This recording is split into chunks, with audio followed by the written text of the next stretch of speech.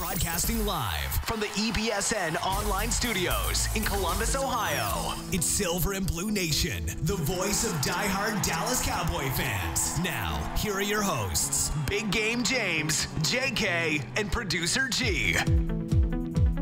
What's up? What's up? What's up? What's up? It's Big Game James. I don't know where JK is. Producer G's over here. Producer G is over here. You already know he's over here because we wouldn't have this excellent production as you see. Look at the stuff at the bottom. EBSN. Remember, Producer G was cooking that up a long time, man. So I'm giving him a lot of props right now because Producer G is the man. We call it Voltron. He forms the head. Hey, we're coming up on the 1 year mark. Yes. Pretty excited about that. I'm pretty excited about that because we started from the very beginning. And let me tell you something about what we did. I got to give it a shout-outs right here to ourselves. Everybody started from the beginning. I know, but you know what I'm saying? We started from the bottom. Let me say we started from the bottom. Now we're here. We're like, for real. We was like in the basement. Not saying we made it. We ain't the Jeffersons. We starting to make the come up, though. But we was in the basement, like, for real. Getting no like. We wasn't doing the organic likes. We was getting pure likes. That is the organic likes. Well, he's always tripping me up, man. Real quick, I just want to thank everybody who's joining us tonight. What's up, Zach? Whether you're listening to the podcast on Google Play or iTunes or SoundCloud, or whether you're watching us on Facebook Live, our YouTube page. Right now we're streaming live on EBSN Online YouTube channel and the Silver and Blue Nation channel as well, so you can go check that out. Matter of fact, I wanted to say what's up to Game Changer, who's watching us on our YouTube feed right now. I think that'd be his first time seeing one of our live shows on the YouTube page, so appreciate you tuning in. He said it's a nice setup. We certainly appreciate that. We put a lot of work into it. Yeah, we definitely do. Always grinding over here. We ain't trying to pump ourselves up, but we've been straight grinding over here, trying to get the best of the best. But let me just already jump out here. We're going to talk some Cowboys news. Let me give a shout-outs to everybody here. Ron, Zachary, Daniel, Vondell. What's up, everybody? Well, you know we're going to talk Cowboys football, even though it's a slow period in time. So it's not really a lot to talk about except the same redundant things. But when you're talking about Cowboys and you got a bunch of us in a group, it's always fun to talk about it. But let's give us something to be excited about is next weekend. Actually, next Friday, G hit me up. I was just at work, chilling, just on the computer, sneaking on my phone like I always do. I'm always posting and sneaking on the phone just so y'all know I give y'all the best sneaking. Don't find out, job, I'll be in trouble. Anyway, so G hits me up and he's like, hey. He didn't say it like that, but he was like, all right, I got these tickets. Hey, you want to go to the Combine? What? Did you ask me that question? What the hell are you thinking? Yes, let's go. Let's do it. So we're heading to the Combine. We will be there Friday for sure, seeing the offensive tackles and running backs, and then hopefully offensive line in general. So we're definitely going to be looking at some tackles, some guards. Will Hernandez definitely should be there in some guard positions that we're definitely going to be looking like, and we are going to address in the draft. Running backs too, because I know we're going to probably snag one in the later rounds. But the big day, Saturdays, we want to get into the Saturday. If we can get into that one, that got the quarterbacks, the receivers, and the tight ends. We definitely need a tight end, to me, a game-changing tight end, and we definitely need a receiver in this draft. Don't need to get a horde of them, and we can grab a couple. But if we can get in there and see them receivers at the Combine as well, we're definitely going to, and much as we can do and get to show to you guys, from Silver and Blue Nation, my guy Dallas Prospect, Derek Kirby over there, that's my guy over there too. We're going to get that footage and make it hot. Yeah, and if you're just tuning in right now, do us a favor, give us a like and a share on the video. If you're watching on the Facebook Live. We're monitoring both sides of the comments here because we're also on YouTube, so we're simulcast at the same time. We got Tyler Saunders who tuned in over here on YouTube. He says, "What's up, Big Game James?" Oh, that's a net son. So what's up, okay. Tyler? So Tyler, they probably might be watching. Buddy Johnson says, "What's up, Big Game James?" What's up, buddy? And, what's up, big dog? How you doing? Game Changer, and we're looking at YouTube right now. Game Changer says, "Big Game James look like he can play for the boys." I wish I could. That jersey. Hey, I got a little bit of skills. I'm slim fit.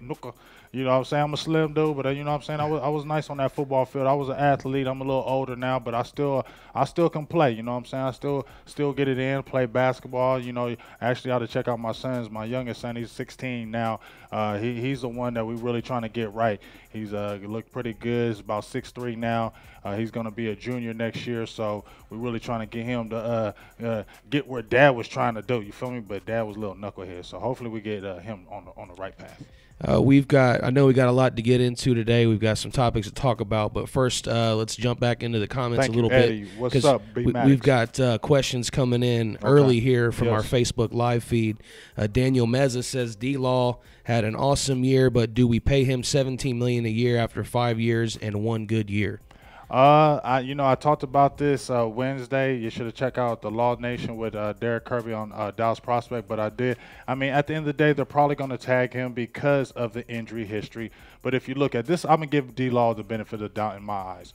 I was hard on D-Law at the beginning of the year. G, you know that for sure. I've been super hard on him because he said he was a 10-sack guy. I said, prove it. He came out and proved it. He said he was a 10-sack guy. He came out and got 14.5. He did have a year where he did get 8 sacks, and he had consecutive 8-game streak, I think, where he got 8 sacks. So he has shown, I mean, in his rookie year, he did have the injuries, but in the playoffs, he got 2 big sacks, especially to save the game pretty much against Detroit. So we have, it's not his game hasn't been because of lack of talent or effort. It's been the injury history and the suspension. So I'm gonna give him the benefit of the doubt. If they tag him for the $17 million and just go for 1 year, he's gonna have to prove it with that year, and I think he's fine with that. Let him prove it again. And I think if he gets over 10 sacks, then that's our guy. We need a war daddy. We need a guy that can be a game changer. That's what we've been waiting for since DeMarcus Ware. And now we have somebody. We can't just get rid of something like that when that's what we've been clamoring for how long? Who's the guy that you would have compared him to the most prior to last year? Who's the kind of the guy that we were making comparisons? With DeMarcus Lawrence? Yeah, I think we mentioned Greg Ellis. Greg Ellis. So that's just kind of what I'm worrying about with him is, has he peaked right now? Was that his peak, what we saw last year, and now he's going to come back being an 8 to 10 sack type of guy? I don't think he has peaked. I mean, I really – honestly, when I really watched him this year, it looked like he really improved on his game. His speed off the edge was really good. His get-off was good. But not just that, his hand placement and his hand fighting and his moves that he was actually doing to get off the edge. And, I mean, he had 58 tackles as well to go along with the 14.5 sacks.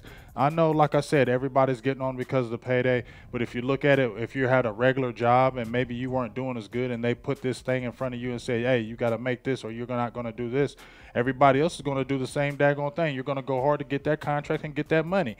The thing is, now you have to stay motivated and keep on doing it afterwards, and he's just like anybody else that's out there in society or playing football or any sport. Right. Eddie Ford Jr. on Facebook comments said he loves the show. We certainly appreciate that. We got comments rolling in from YouTube and Facebook, and Ron Smith's jumping back and forth between both. We appreciate you being in there. Ron Smith went over. He's got us on a couple of different windows. He said, "What's up, guys? You, dog. I'm loving you, dog." He's wanting to know where's JK. JK, I told you, I don't know. If you don't know, JK's a co-host normally on this show. It's his birthday. Today's his birthday, so happy birthday to him. We hope he's all right. Yeah, hope he's okay. Hope he's okay. I don't know. Phone in. Hopefully, we'll find out what happens with him. Game changer. Or actually, wait a minute. Let me. I'm jumping back over here to the YouTube comments. I like how you're doing it, Buddy John. And if we're not getting your comments right now, just stay tuned in. I'm trying to go through all of them and pick out all the good questions, the best ones.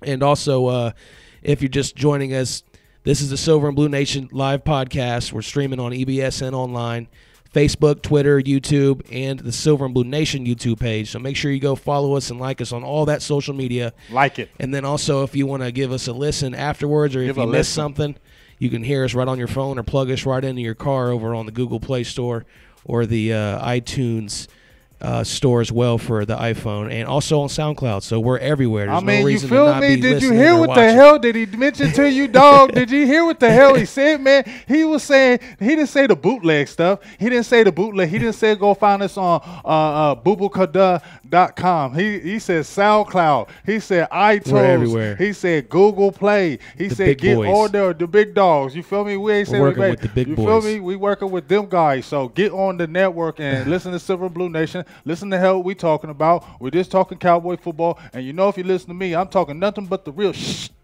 And we can't wait for the season because that's when it really gets better. Hell yeah. But back to the YouTube comment. Buddy Johnson says, Big Game James, do you think Jalen Smith could be the next Ray Lewis? I don't know about the next Ray Lewis. That's a high bar right there. I don't know about the next Ray Lewis because I still have to see him.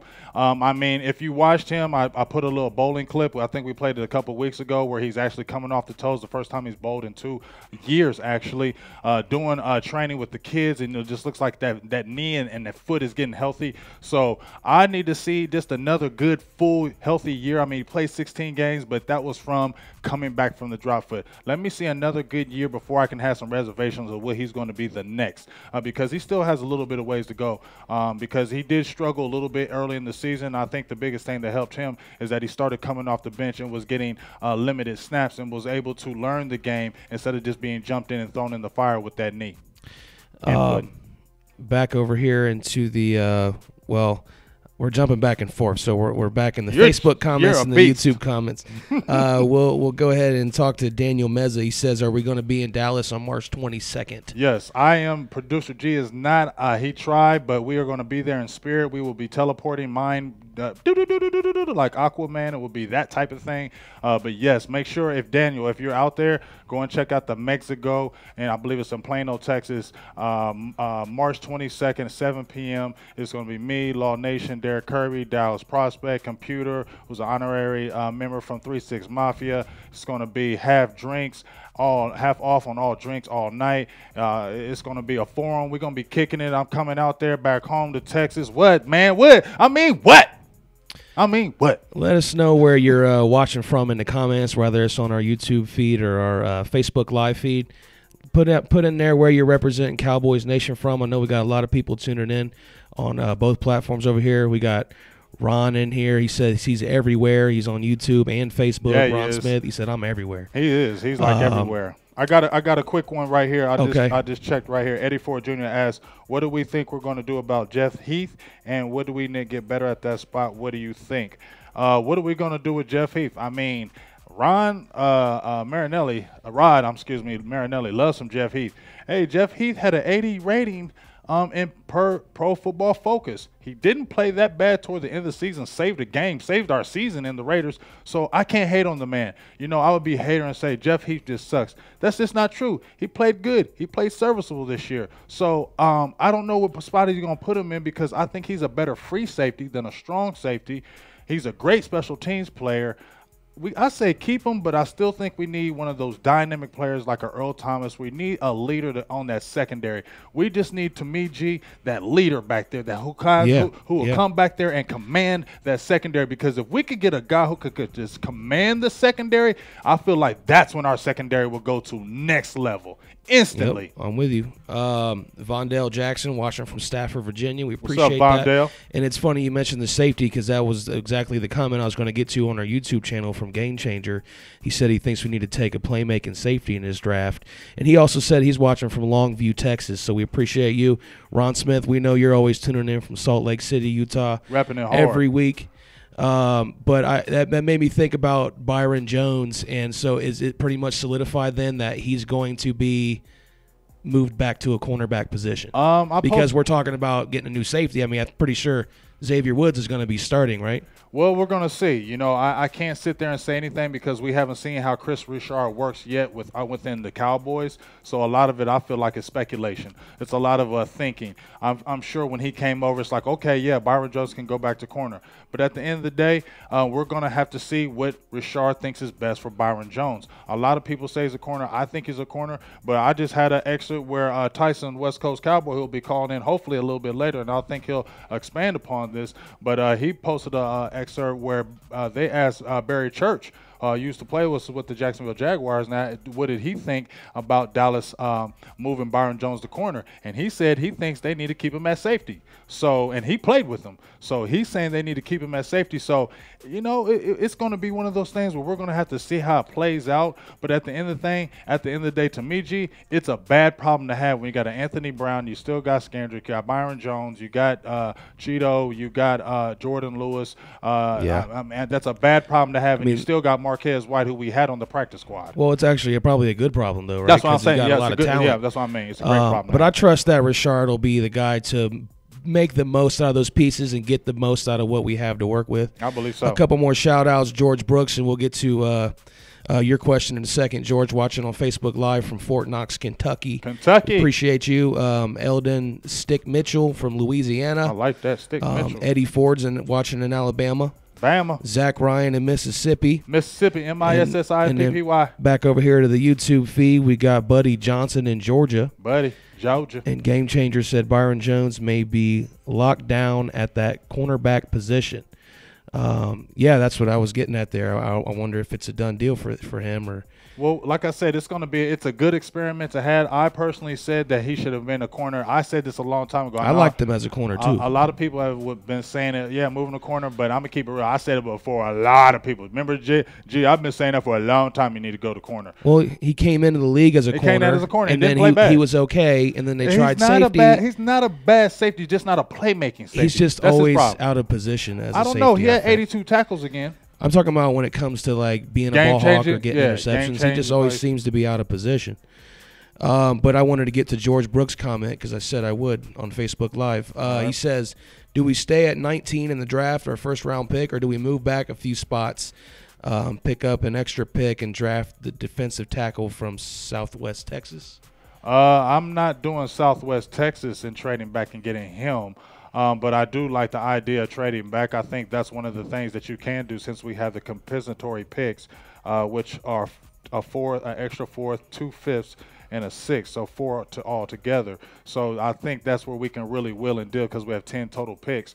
I don't know if they're going to go trade back and get a defensive tackle. I think if anything, if they trade back and get anybody, I really think they're going to go after that Hernandez kid from UTEP if he's available because honestly, you don't see an offensive lineman taking pictures with Tyron Smith and La'el Collins, and you don't see him interviewing him. He's saying, I would love to be a Dallas Cowboy, and you hear it in his heart and his voice that he really does. Then that tells me that it's a done deal. Dallas just doesn't do those type of things and then don't draft the person. Come on, that's not Dallas how Dallas operates. What's up, Rich Evans in Miami, Florida? Go Cowboys. Miami. Marco Flores watching in South Texas. He's loving the live stream. We certainly appreciate that. And no matter how you're listening right now, make sure you we're here every Sunday. Give us a like and share on the video. Subscribe to our YouTube channel.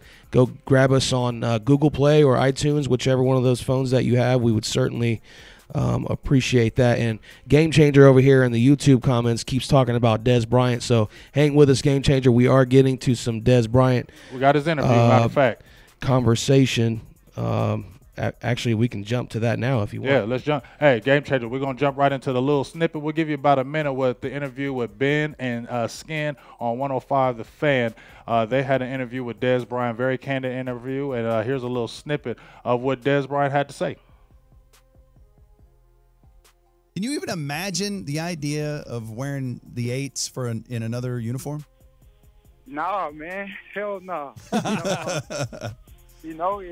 It don't seem right. It wouldn't be right, It doesn't seem right, obviously, for Cowboys fans as well, but this is a quote-unquote business. What does it mean to you to play for the Dallas Cowboys, play in the city of Dallas, and have the star on your helmet?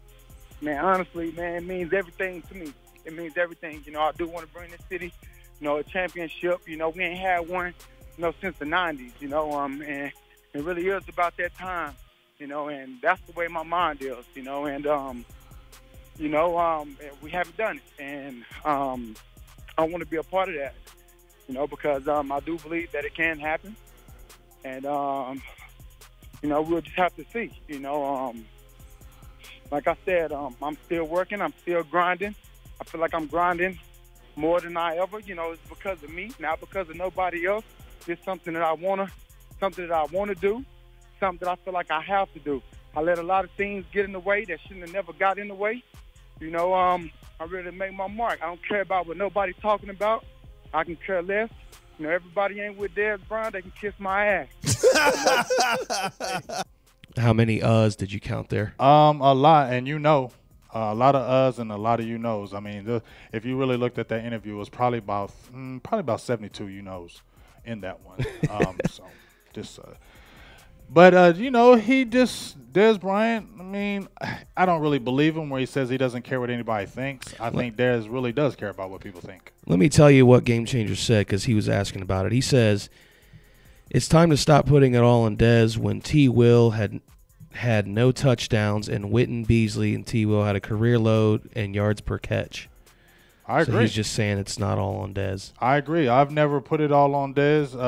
I've had quite a few people come at me and said, I give Dez a hard time. I've never given him a hard time. The only thing I said was, and I said this before the season was over, was that he has that big contract. What's it going to be looking like toward the end of the season or beyond? Now, wasn't I talking about the Dez Bryant contract when nobody else was talking about it?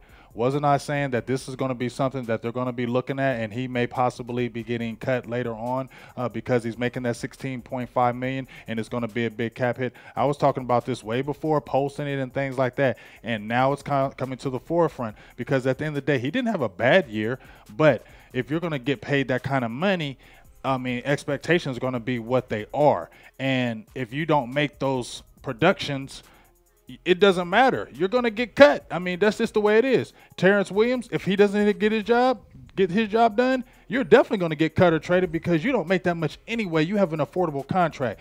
Beasley as well. But if you're looking at the top dog who we're paying the top, who Dallas is playing the top, you got to get those big 80 catches, 90 catches. And it falls on Dak, too, because Dak wasn't the most, even though he did have, 62.9 completion percentage, he wasn't the most accurate at times, and he did not do what he was supposed to do as a quarterback. So it falls on Dak Prescott as well. Some of that also for Dak could be a loss of confidence in those guys who dropping passes all the time. Over here to the Facebook Live comments. And also before we get to that comment here, if you want to, you can call in and talk with us as well. The phone line's open, so you can dial us up if you want. If you have us on see the number maybe you have us on your TV or your iPad, you can use your phone and call us up at 1-866-217-1966. Like he said, the number is right there on the bottom part of your screen by the scroll bar. Derek D-Train Shepherd, thanks for the comment. He says, when are you all ready to start the bench Jason Witten train? Let me know. I'll be the first on that. Well, I never said bench the Jason Witten train because, he still is a serviceable tight end. He did, I think, get almost 60 balls again, even though it was only for like 500 yards, 8.9 yards a catch. At the end of the day, he's still a decent tight end. I'm not going to say bench him, but he definitely needs to take a back seat. If we could draft a tight end or a tight end steps to the forefront and becomes dynamic, or we draft a dynamic tight end, yes, Jason Witten needs to take a back seat because at the end of the day, I think we did like 1,100 snaps and he played 1,000 of them. So it was like he was barely off the field. And when we didn't see Ryan Switzer in the 4 receiver sets, we saw Jason Witten in the 4 receiver sets. To me, that doesn't make sense why you have Jason Witten in a 4 receiver set because he is not a threat and he does not scare anybody. And as I said before, after he catches the ball, he averages like 1.7 yards after the catch. That is insane and crazy, and it shouldn't be happening. And I've been chirping. We need to get a dynamic tight end, and we talked about it last week, with Rico Gathers. I don't know if Rico Gathers is the guy anymore. Not saying I'm trying to move on from him, but the year before, I was hearing him, I'm doing everything with Witten. Yeah, I'm doing this. We saw it. Now we saw, all we hear is about records and him doing this and that. You know what I mean? By records, you mean music. Music. All I see is he's trying to be I see artist. you getting your record label, and there's nothing wrong with that in the offseason. That's what these guys do. But I saw the year before when he was all about football. Now it's like a different year. Maybe you are that guy that is a miracle dude, and come out and put nowhere and you call yourself Zeus. All I'm saying is if you're that guy and we need a dynamic tight end, you need to come in and show and prove. And it can't be just in the preseason. You need to get on regular season games, and we can't just keep on thinking this is an experiment because we don't have time for that any longer. We're trying to get Super Bowls.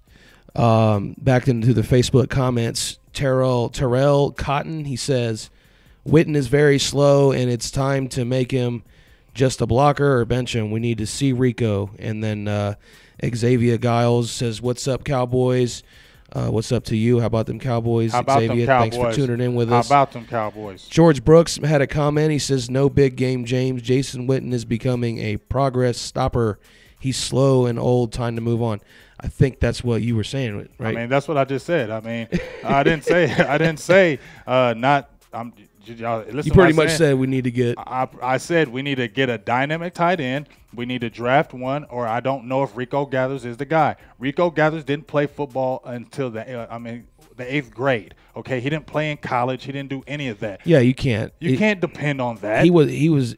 That's why he was picked so late, in case it didn't work out. So then it doesn't matter. It doesn't matter. But you still want to have a plan in place, though, for the future. You don't want to rely on that. Exactly. We took a flyer on him. He never played. So we're putting we got to listen to that, folks. We're putting all our eggs in one basket to see Rico Gathers, who's never really played any kind of football, and we're just taking a chance on that. I don't want to just take a chance on that. We got a kid named Blake Jarwin who's pretty good, and we still need to draft a tight end. So I'm all for if we get a tight end, whether draft or somebody else stepping up, for Jason Witten taking a back seat. But will the team and the coaches do that? That's the problem, because we ain't the coaches. Real quick on this, what's wrong with Jeff Swain? Because I kind of like the chemistry that him and Dak had developed. I don't think nothing's wrong with Jeff Swain, but we need dynamic. When I see those guys like Ingram, when I see those guys like you're talking about like the Travis Kelce's. Yes, and we like need those guys. We need that now. We don't the need Jimmy Grahams. Yeah, we don't need a Jeff Swain who's just okay. He's just serviceable. He's good, but he doesn't scare anybody. We need a tight end that comes out on the field and can scare people.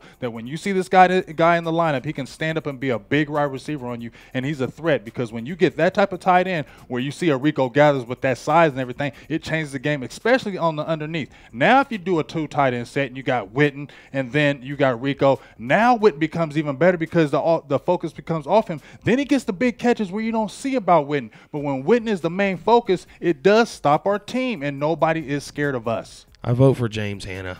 Anytime he's gotten in there, he's okay, but he's not scaring anybody either. I know. I'm not. There's no way he's going to be a starter or anything. Just jumping back to some of the comments right now, I'm going to look over at the YouTube page. Ron Smith's over here commenting on this side as well. He's talking about when we were speaking about Dez and the Dak and that situation. He says, big game, I wouldn't put the blame all on Dak because he's basically been running for his life because he's not protected. So therefore, I think we need to beef up the offensive line. So that's where Ron thinks we need to focus on coming in the off season. Well, I mean, Ron, I never put it all on Dak. If anything, man, you should see everybody bashing me. The people who don't like Dak Prescott get after me like I get trolls. I had to ban people. I had to ban people on the page because they troll so hard about hating and say I'm a Dak Prescott lover. I'm not a Dak Prescott lover. I'm just a person who says 3 years for a player. I'm just going to say he had a great rookie season, had an uneven second year, so I'm not throwing him in the trash after that. I want one more full solid year to show me what you can do. If he doesn't show next year and he not show the player, then, yeah, you look elsewhere, but you can still keep him in mind because he doesn't cost a lot of money. So where are we losing? You get what I'm saying?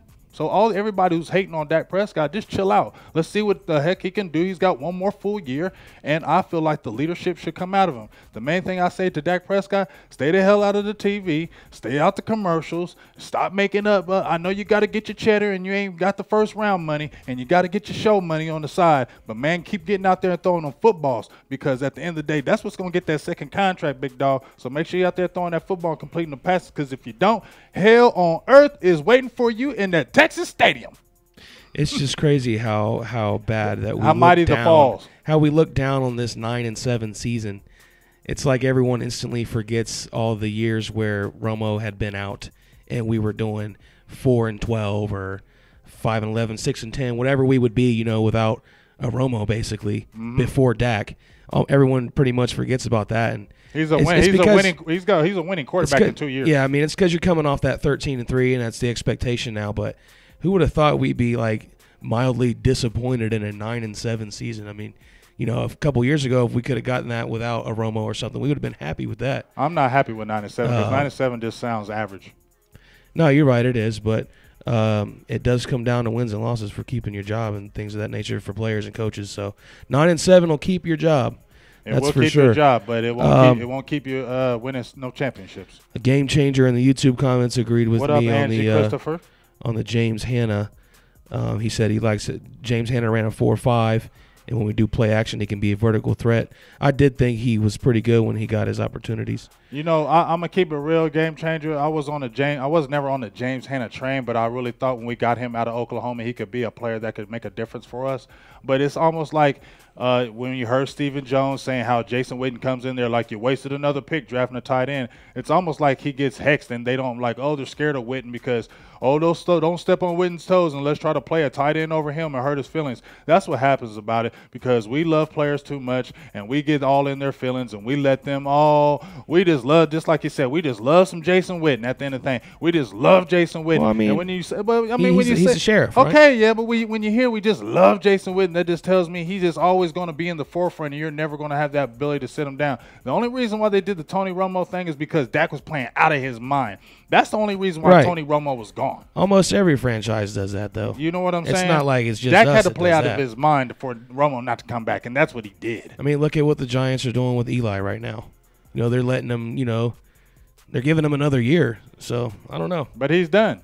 He's done, but they're not going to just pull the plug. He's a town favorite, kind of like what you're saying with Jason Witten. That's probably how people in New York feel about Eli.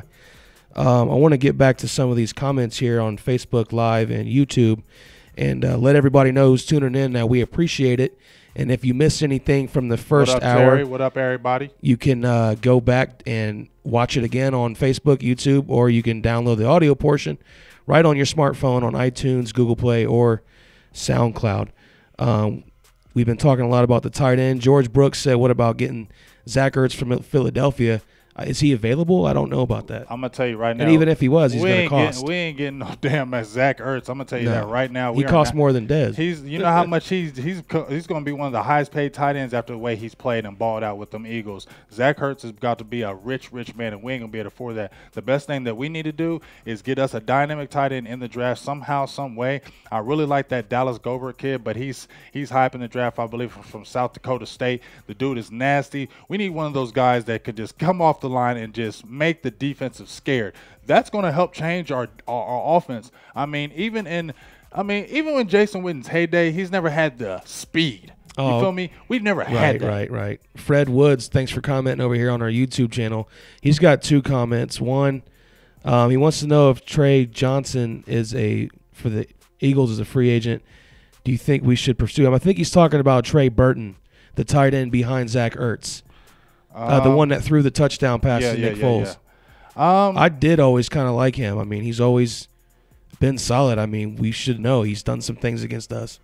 I don't know. I don't really know if they're going to really go after a tight end in the free agency because Jason Witten. I don't want to think about tight end free agency when it's not probably ever going to happen because this is Jason Witten's last year and they just love Jason. They want Jason to go out with a bang. So I feel like the only way we're going to get a tight end to sneak in there is to draft one, and he's going to have to be sweet. And for real, I really think we need to keep an eye on Blake Jarwin. He's a kid that was looking good in the preseason. When I was watching him in camp, he looked good. And he's a big kid. He's like 6'7", and he's a nice size, but he broke his foot. But look out for that Blake Jarwin kid. Well, I feel like with him, it's kind of like the same situation with Rico. Like what's up? We're feeling like look out for Rico as well. But Rico, though, But Rico didn't play football, though. I feel like Rico is ready to play at a high level right now to start in the NFL, but he ain't going to be able to get over that injury bug because he don't know how to take hits because he hasn't played football. Well, I need to see what his mentals is like. I was just laughing at the YouTube comments because where I was talking about Fred Woods in the YouTube comments who mentioned Trey Johnson from the Eagles. Game Changer said, Fred Woods, who's Trey Johnson? Never heard of him, to be honest. He was talking about Trey Burton. He's calling him out. But back into the Facebook comments, appreciate everybody tuning in. A lot of names coming across. Terry Turner, Maurice Jones. A lot of people. Cotton. What's up, baby? What's up? If you had a good comment and you knew it was good and I missed it, I apologize. Put it back in there and put it back to the top and I'll find it. I'm looking at Eddie Ford Jr. right now. He's wanting to know about running backs, which we needed to talk a little bit about Zeke in the news this week anyway. So that's a good transition. Eddie Ford Jr., he says, what running back do you think we're looking at to add to this team this offseason? I don't know. I think, we might try to go that free agent route again. I know Chris Ivory just got released. We probably wouldn't take him because he's older, but I know we do like those veterans.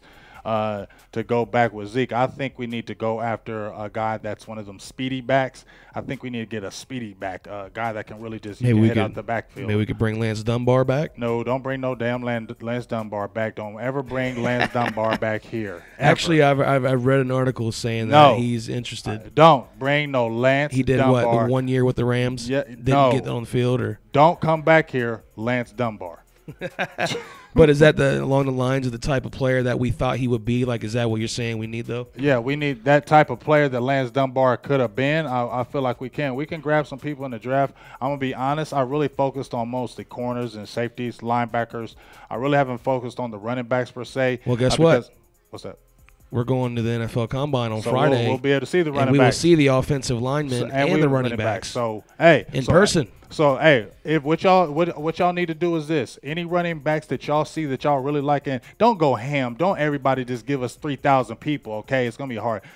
Let's throw some comments in here, some running backs that you would like for us to look at that we're going to check out Friday when we're at the Combine. So throw some names out there. We'll get some good footage. Hopefully they'll let us get some footage. If they do, I'm going to be hella recording. So name some running backs that you want us to check out. We'll go live there. And then we'll go live if they let us. Inside the Combine if they let us. And Saturday is really the day I want to go because I want to see those receivers. I really want to see the Anthony Millers, the Michael Gallups, DJ Moores, Christian Kirks, James Washington. The Calvin Ridleys. The receiver core is deep, and we can grab somebody. So Saturday, I've already prayed to the football gods, and I've prayed in the name of Jesus. In the name of Jesus, please open that door for us to get that Saturday too. Before we move on from the running backs and get back into the comments, you wanted to talk about Zeke has a little soundbite for us too, right? Yes, Zeke has a little soundbite. We're going to throw it on here and check it out and see what he has to say. Man, and also I want to say, Zeke, get some chapstick on them lips because when I posted that video, I seen them lips, and them lips was chapped and crusty as hell. Woo! All right, let's hear it.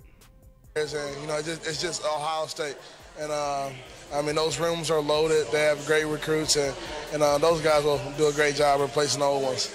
Well, you're looking wonderful shape. How excited are you about your season coming up? I'm excited to, get back at it, my third season in the NFL, and just kind of, I want to make a playoff run like we did first year. You won a Super Bowl. You know what that's like to win a national championship. What do you think? Has this team got the pieces?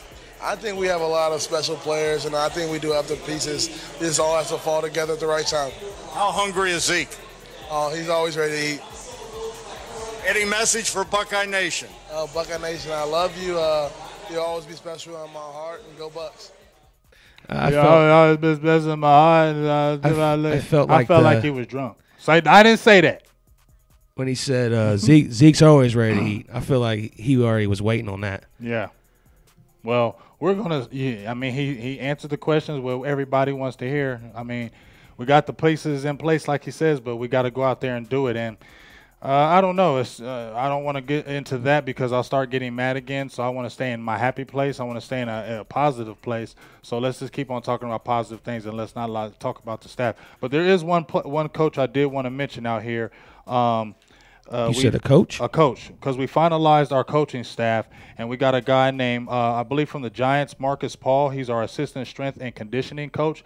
That is, to me, is a big hire because I am tired of seeing hamstring injuries with the Dallas Cowboys. I'm tired of seeing those minor injuries, especially those hamstrings. So hopefully Marcus Paul from the Giants, who is our new assistant strength and conditioning coach, can come in here and stop having those nagging, stupid hamstring injuries because they come to our top players at the worst time.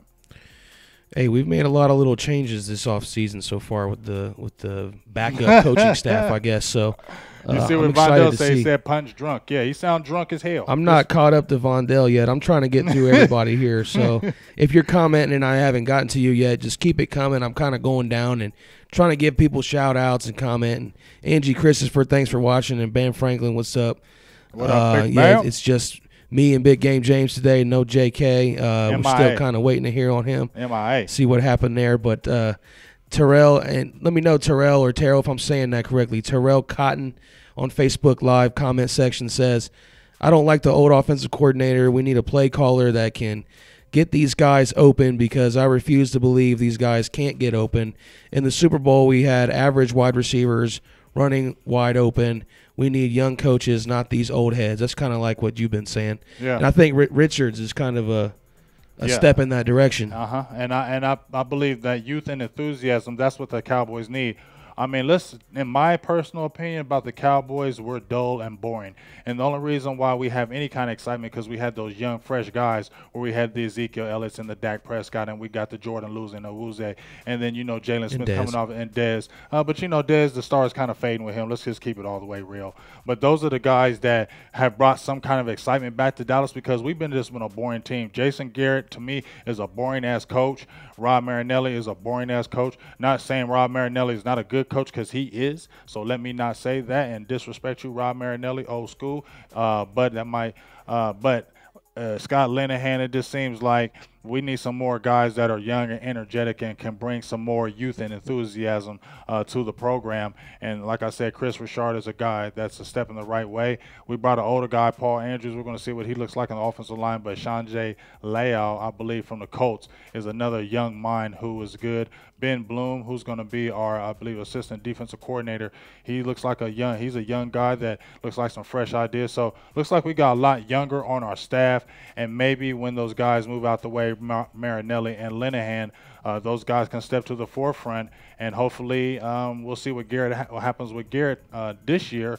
But we definitely need some guidance to where we're coming in and smacking people and not coming in like, are we going to win or aren't we going to win? I see people asking about, well, not asking, but we were talking about the running backs and who we might bring in, and I'm seeing a lot of people wanting some of these veterans like Doug Martin and Adrian Peterson. I don't want Doug Martin. Yeah, I don't think so, and I agree with Gigi Morris here. Thanks for tuning in, Gigi. Hopefully Rod Smith will be the backup for Zeke. That's what I would like. I mean, I don't see any reason why he shouldn't just improve and get better. I know he's not really a natural type running back. He kind of has he kind of runs weird. Who, Rod? Rod Smith, a little bit. He runs like he runs a little weird. He runs like he's running like a fullback. You know what he runs like? Have you ever watched Scooby doing them when they're running in the air? When they're running and running in place. Running in place. He runs like that to me, but I mean, he's still effective. And Daniel Meza asked if we're going live Friday. Like we said, I mean, if they give us no matter, I mean, I'm sure we're going to go live regardless at some point, whether it's from the hotel or outside the stadium or hopefully inside. But we'll definitely have some kind of coverage coming out on Friday, so keep an eye on the page for that. Yeah, definitely. If they let us get any kind of footage, which they should, I don't see why. It's going to be playing on NFL Network anyway. It's not like it's going to be some spy stuff like you can't get some top secret information out. Everybody's supposed to see this, so I don't see why they wouldn't. So for sure, if they say, yeah, you can go ahead and film it, man, I'm telling you, we're going to be out there filming that, and it's going to be going down. Let me tell you that for sure. And Marco Vela says, are you guys going to be live for the draft? You're going to actually be at the draft, right? Well, I'm going to be there. So I'm sure you'll have some I don't know if I can get the tickets because I posted something on my Facebook where they actually have to auction out these tickets. So, and I heard through Mike Fisher that they've already had 100,000 people apply for these tickets. So that is ridiculous, and I think it's only been a week. So 100,000 people have already applied for that. So you have to apply for the tickets, which I did. They send you an email and let you know if you're qualified to go in and actually get the ticket. So that's what I'm waiting on. I'm waiting on the email to let me know if I got in. As soon as I got the message, because my homeboy sent me the link, I applied for it. So I'm just going to wait and see what's going to really happen. I don't know, but I'm hoping and praying because I need to be at that draft because regardless, I'm going to try to go anyway. If I can't get in, I'm trying to be there and make it pop. Dana Brining, thanks for tuning in always in our Facebook comments. We appreciate you. If you guys made comments about something and we talked about it, hopefully we cover your comment, or if we didn't, send us a comment again and we'll try and get to it. I'm trying to keep an eye on both because, like I said earlier, we're going on YouTube and Facebook Live at the same time. We got our guy Tyson, the West Coast Cowboy, on the line right now. We'll go ahead and bring him in. What's going on, Tyson? West Coast. How y'all doing, man? What's going on, man? Good. Loving the show. Loving the show. Hey, I have you on speakerphone. Does it sound okay, or do I need to take it off? Just give me a yay or nay. I'm good. You sounds all right right now. Sound pretty good to me. So, what's up, big dog? All right. So, yeah, man, straight to the point. Get all that out the way. I 100% agree with you as far as the Cowboys offense and our team just seems very mundane. And if you really look at it, our team athletically have always been there. Athleticism has never been a problem with the Dallas Cowboys. So I actually like the picks that they brought, not the picks, but the coaches that they brought in. Because if you notice, the guy, Sanjay, he's a very mental guy. He's a mental guy. He's more about, routes being perfected. Yes, he loves the fact that you can catch the ball. But one thing that I love that Sanjay said, and when I might be saying his name wrong, I apologize, but one thing that I love that he said in one of his interviews is this: catching the ball should be secondary. And that's the same thing Michael Irvin said. Basically, if you're a wide receiver, you shouldn't even have no thought if you should catch the ball. Like, that should be an automatic. You know what I'm saying? The secondary things are what gets you paid. That's what gets you to the NFL. One, can you separate from DBs? And two, can you cause that safety, even when that safety gets on top of you? Are you able to still make plays? And one thing I like about Sanjay is going to work, and he's going to go at what we have issues at. We have wide receivers that can't run routes. Like, you know what I'm saying? No, I don't believe no one's going to sell me on the fact that Dez Bryant caught 64 touchdowns, and then all of a sudden he can't catch the ball, and he just forgot how to catch passes from Dak Prescott. His quarterback changed 2 times when he was in college, and his production never fell off. So Dez Bryant can handle quarterbacks being changed. But what Dez Bryant finally needs, and what he's always needs, is someone who can look past all the great plays and say, Dez Bryant, we just need you to make some common route plays.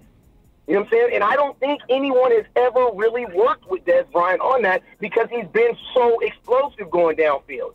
But it's kind of like Michael Jordan. Michael Jordan really didn't have to develop a jump shot until he couldn't dunk like that. Well, but here's the separation where I can say the separation from Jordan to Dez Bryant. I can definitely agree with you with a lot of that you're saying. But the thing is with the Dez Bryant thing, yes, he's always had the athletic ability. But just in my personal opinion, I've loved Dez since he's come out of Oklahoma State. To me, he's never been a student of the game, and I'm going to go down to my grave with that. I don't feel like he's ever been a student of the game, and I feel like that's what he's relied on, his athletic ability. And I feel like when he's come to the Cowboys, they coddled that. They've coddled it and let that ride and let that go because he's been explosive, and I feel like he hasn't took that next level as far as his studying. But since he's Dez Bryant and they don't have anybody else to challenge the alpha because Dallas Cowboys don't draft people to go against their top players. They draft the top players, and then they get all the bottom feeders, and they don't get anybody to press those other guys. So that's something that's big to me, and that's let him not be able to learn more as far as that offense, because I feel like he could be even more dynamic if he did know more, because I feel like he can learn more. So I feel like in your what you're saying with Sanjay, I believe that's what he does, bring that mental aspect, and hopefully he can get Dez Bryant to study more and learn more of the game, because when Dez Bryant can learn more of the football game, learn more of the route game, learn more of the mental aspect of the game, that's when Dez Bryant, when he's at 29, 30, 31, 32, that's when your career can be extended, and that's when teams will say, let's keep Dez Bryant on the team. Yeah, and I agree with that too, man. But, I mean, one thing that the Cowboys are going to have to do, because, I mean, honestly, man, at 29 years old, Dez Bryant runs maybe, if you test him on a 40 right now, at most he's probably running a 4.7, 4.8. So there really isn't no learning the route tree now. Like, there is there's always learning the route tree. There's always learning the route tree. Yeah, you can learn the route tree, but Dez Bryant is not going to be able to learn how to be faster.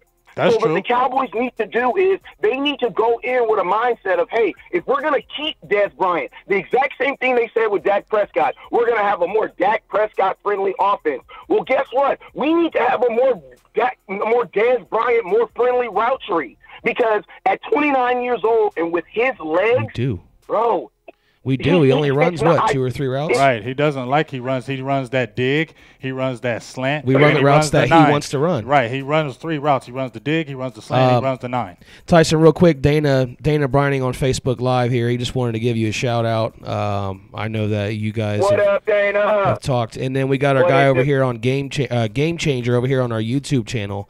He's agreeing with everything that you're saying, and Game Changer, if you want to follow Tyson, you can go over to his Facebook page and give him a like and follow there. Okay. Man, appreciate y'all. Appreciate Big James looking good. Producer G looking good. Hey, man, I want to throw. I don't know if this is a subject that's been talked about, and we might even have to glaze over this. But this is a question I want to ask some professionals. You know what I'm saying? Because we all made stands on the Tony Romo issue last year when we were deciding if we should have brought him back. You know what I'm saying? Wait a minute. My question to you guys: hindsight, as rational, responsible adults, as hindsight, did the Cowboys? Did we make the right decision? And was that $19 million? Because I'm going to be honest with you, all those people who said we should save $19 million are the same people who are saying that they don't want to spend no money now. So my question is, why did we save $19 million to not have Tony Romo on our team if we're not going to spend the money? That's a good one. Well, wait a minute. We're not going to spend the money. It's dead money, though. I'm going to say we can't do much with it. I mean, whatever we have on the cap right now is what we have, and we don't have a lot, and we are going to spend whatever we do have. So I don't think there is any extra money. I don't think there's really any extra money like that because his money was dead money. But I understand what you're saying. I'm going to be honest with you, hindsight with the Romo decision, in hindsight, I feel like part of me was saying, yeah, you wanted to keep him because he still is a great player. But at the end of the day, to me, I feel like the Dallas Cowboys were held hostage the last 2 years with his injuries. Because every year you were like, okay, we could win. But you always felt if he takes that one hit, and don't tell me none of you Cowboys fans didn't think this, every time you thought if he took one hit, it was done. And to me, 2016, as much as much as my mind would say you probably wanted to keep Tony Romo, my heart says that. My mind says, because when I told myself, and me and you talked about this, G, that if he comes in the 2016 season and he gets hurt, then it's over. And what happened? That was it. But thankfully we had a guy there this time exactly. to fill that void. That was the issue before. Hey, isn't that kind of like what happened with the Eagles? The Eagles had their quarterback go down, and they had a familiar face on the field. Well, it's kind of the opposite to come of that. in. It's kind of like that, but the opposite. I mean, Carson Wentz being the young guy, Foles being the older guy as the backup. Mm-hmm. In our situation, the older guy goes down, the young guy comes in. But Foles was never the man like that where Wentz had to come in. Wentz came in like Wentz was a number 2 pick. So that's what we have to look at right there. Carson Wentz was not like Dak Prescott. They both played in the Senior Bowl, but Wentz went second and Prescott went fourth. So there was already a discrepancy of who was a little bit better. In my eyes, I still thought Wentz was better. And we had a Black and White Sports Report show where I said that if we don't get Carson Wentz, there was the 3 people I wanted to draft as our first round pick. It was either Wentz, Zeke, or Dak. I mean, not Dak. I'm talking about our quarterbacks. But Wentz was my top guy that I did want because I felt like he was a franchise-type quarterback. Hey, real quick, I just want to a shout out in the comments on Facebook Live and our YouTube live stream as well on Facebook. Ole Crosby, thanks for tuning in. Vernon Carter, I see all your comments there. Mama T's in the house. We appreciate you every single week. And then over here back to YouTube, Game Changer again, and Fred Woods staying on with us. Buddy Johnson appreciate as well. Everybody that's on today. And again, if you're just tuning in and you missed anything from the first hour, you can go back and rewatch this show on Facebook Live, or you can go to our YouTube channel and watch. But more importantly, you can plug us into your car or hairs right on your hand on your phone. You don't even have to watch. You can just listen, and it's easy to get over on the Google Play Store. What's up, Tyler? Or the iTunes Store. Also SoundCloud. Make sure you search for EBSN online for the podcast, and that's where you can check us out. So if you're watching right now, go over and do that, and you'll have us 24/7. 24/7, 7 days a week. I mean, you gotta love it, and the more we do, the more you can hear our voice. Now, you know what I'm saying. Now I'm gonna keep it real. Now I ain't bragging. It may sound like I'm a little bragging, but I'm not bragging. But when I talk on the phone, you know what I'm saying, when I do my job, the people be like, "Well, man, you got the voice." So you know what I'm saying. I can soothe you when you drive and you having a bad day. Just listen to that good voice talk about them Cowboys all day. What's up, Raymond Colazzo? Thanks for tuning in. We appreciate it. That's my boy Raymond. I like Raymond. That's my dog. Make sure you give us a like and a share, and turn on your notifications. Yes. Hey, but look, check this out. I got some other things I want to shout out. Now, not shout out, talk about. Wait, anything else from Tyson here? Is he on here still? I didn't know he got quiet. Yeah, we still got him on the line. Tyson. Man, I'm still here, man. Oh. I'm just trying to sneak out so y'all don't kick me off, man. I'm No, you good. Okay, well, let me jump into some subjects since you're already on here, Tyson. Let me jump into some things that I thought that were kind of poignant this week. All right, so since I haven't got your opinion on some things, I'm gonna jump out there. Maybe we'll rehash some things. So first of all, with the DeMarcus Lawrence issue, do you think it's good for us to go ahead and tag him for that 1 year and approve it and extend him, or do you think we should just go ahead and just let him walk? What's your thoughts on that? And give it to me quick because I got some subjects I want to hit you with. So give me a good quick answer, and we're gonna jump to the next subject. Very quick, monetarily, I think it makes more sense for the Cowboys to just give him the franchise tag. Why? Because you pay him I think it's like $17.5 million. Yeah. You're still paying. You still don't know. The only reason why you give someone a 4-year, 5-year contract is if you know what he's going to be doing in 4 to 5 years from now. I don't know what DeMarcus Lawrence is going to be doing with his life as a Dallas Cowboy. So I'm not ready to commit to that. I'm okay with taking a chance for $17 million. I tell DeMarcus Lawrence, I'm going to give you 17. I'd spin it. This is what I would tell you. I'm going to give you $17 million. If you give me 12.5 sacks next year, I'll give you $17 million a year. Point blank and simple. Take it or leave it. I mean, like I said, I feel like, I feel like DeMarcus Lawrence will come and bring it again. I think the only thing that will stop him from not really getting another good season will be injury with that back. I still worry about that, and I feel like that's why the tag is good, because the injury, I need to see continuous injury, less years, and when I can see that, that's more important to me to anything, especially when you have back-to-back back surgeries in 2 consecutive years. So I'm okay, like I said, well, I agree with you with the tag. Hit him with the tag, and, hey, show me again. Let's see what you can do, because at the end of the day, we do need a war daddy, and he's only 25, so it's not going to hurt us. And if you look across the board what the top defensive ends are getting, it falls right in line. And as I said before, if he gets $17 million this year, Tyson, or next year, somebody's going to trump him next year and the year after that, and in 2 years he'll be like the 4th highest paid. So it's not a big deal. Feel me on that one? You still there? I agree with you, okay, man. Yeah, hey. I agree with you, man. But the thing about it is, the Cowboys. The thing about it is, DeMarcus Lawrence was at his beck when his 3 technique beside him was killing him. So the Cowboys need to take care of DeMarcus Lawrence, but they also need to have a conversation with whatever 3 techs is beside him, because when Collins was eating, DeMarcus Lawrence was unstoppable. Mm-hmm. You know what I'm saying? So they got to come up with a healthy balance. You know what I'm saying? Because, I mean, he needs the 3 technique because he can't handle double team, and that's the only thing that scares me about freaking paying him all that money. To know that he's not going to really win a double team.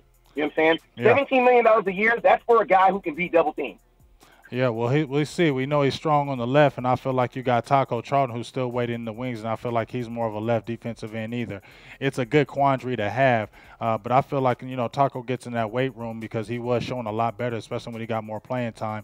I feel like, when you add him, hopefully Tapper can get healthy and not be hurt all the time. And from what I've been hearing, I've seen actually you report on a few things about the Randy Gregory. I haven't heard a lot of positive things, but I did see recently last week that he was working very, very hard to getting reinstated. So maybe that's a positive light, and maybe, just maybe, he can play football with us. But I still think we can get one more maybe defensive end, a good one, maybe a specialist. I've been looking at a kid like a guy named Harold Landry. I don't know if you've heard of him. He's from Boston College. He's a guy that you can find him maybe in a mid-round, depending on what he does in his combine. But he's one of those pass rushing specialists. I think that's what we kind of need, to a guy that can just come and get off that 3rd down and kind of smash. And I think that's what we wanted Tapper to do, but his injury has kind of stunted that. What do you think? Hey, I mean, I love Tapper. He's a friend. He's a friend of my page. He's a friend of y'all page. I love him. He's a great guy. But my biggest thing on football, man, is opportunity, bro. So it's like I can't count anybody ready or anything if you can't even get on the field, man. Right. And it's hurting everything. But I mean, that's my kind of point on him. But hey, just from hearing you talk, can I ask you a question, James? What up? And I want you to answer me real. Yeah. Have you given up on Taco? No, not at all. Because Okay. No. Like, I have not given up on Taco. Are we expecting Taco not to grow next year and get better? Because it sounds like a lot of people aren't expecting him to get better next year. Well, that's what a lot of people are expecting, but I don't give a hell what a lot of people are expecting. I think Taco's going to have a good year next year. I guess my thing left or right?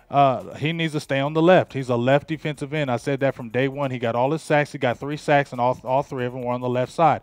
If you saw him at the end of the year, he was walking defenders back. He was not going to that spin move all the time. And people want to bash on him, but if they really watch the game, he had a lot of times where he was close, where he was almost making the sack, where he was getting right there, and the quarterback was just getting the pass off. So a lot of people just ride on the coattails of, oh, he sucks or he does that. But a lot of people really just don't watch the tape. So you can't really tell me anything about Taco Charlton being terrible if you really didn't watch the tape. Because if you saw at the end of the year when he actually got playing time and they put him on the left side, which he is, you saw he does better. And I believe Tyson, when he gets in the weight room and gets that strong base and he gets like a strong 280, 285 with that 6'6" and them long arms, you're going to see a big difference in Taco Charlton, man.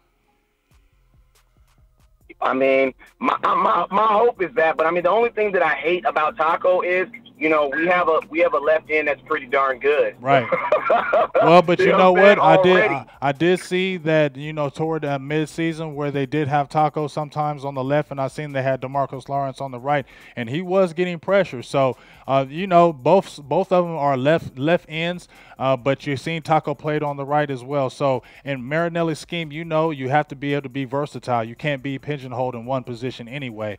I think that at the end of the day, defensive tackle, I've seen some people here on the feed. I'm trying to keep an eye on it, but defensive tackle is something that we still need to keep an eye on.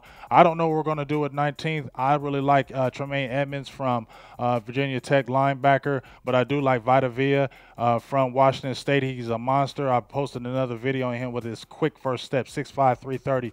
That can make a big difference for our linebacking core, just changing our whole defense.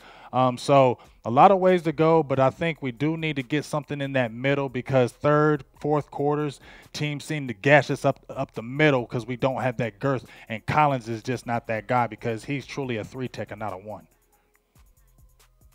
Yeah, I like Collins. I really do like Collins, but it's almost like he has like it's not like he gets it because I don't ever see him getting like injured like that. Right. But it's like, and he just has times where he's just like mentally he's like mentally just not there. Mm-hmm. You know what I'm saying? And it's kind of crazy to me because at the beginning of the season, when DeMarcus Lawrence had 5 sacks in like 4 games, something ridiculous, I remember they were interviewing him, and he was very humble about what he was saying. And he was saying, like, they were asking him, like, man, how long do you think you'll be able to stay on this run? Mm-hmm. And he kept, my 3-tech keep on eating, I'm going to be good. As long as my 3-tech keep on eating. And it seems like, and I keep saying this, like, DeMarcus Lawrence's play is tied to whoever going to play next to him. Mm-hmm. And I think Jerry Jones and even Stephen Jones, because I credit Stephen Jones more smarter when it comes to those type of decisions, you know what I'm saying?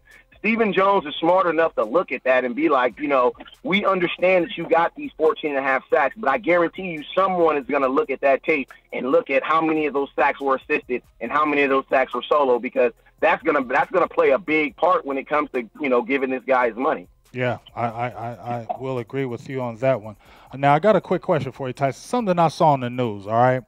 Well, I'm telling you what your thoughts about this. Blake Bortles just signed an extension with the Jacksonville Jaguars through 2020. I don't have the numbers because I can't look them up. I should have brought my laptop, but I don't have the finalized numbers. But it's a nice little bit of money Blake Bortles got. But when you looked at Blake Bortles' numbers, I think he had 3,600 yards passing, 21 touchdowns, 13 interceptions, did play good in the playoffs, didn't play exceptional to me. I thought it was more great play calling, great defense, and make him not let you make mistakes. Don't make the mistake. Let's run the ball with Fournette. Let's play some good play action. Let's make some good plays and defense keep us in the game. And that was a great game plan, and they almost won it. So then when I hear and I look at Dak Prescott's numbers and I see the same exact numbers, except he threw for 3,200 yards, but they had the same exact numbers, but everybody's bashing and dogging Dak like he's the worst quarterback in the world, and this guy gets an extension.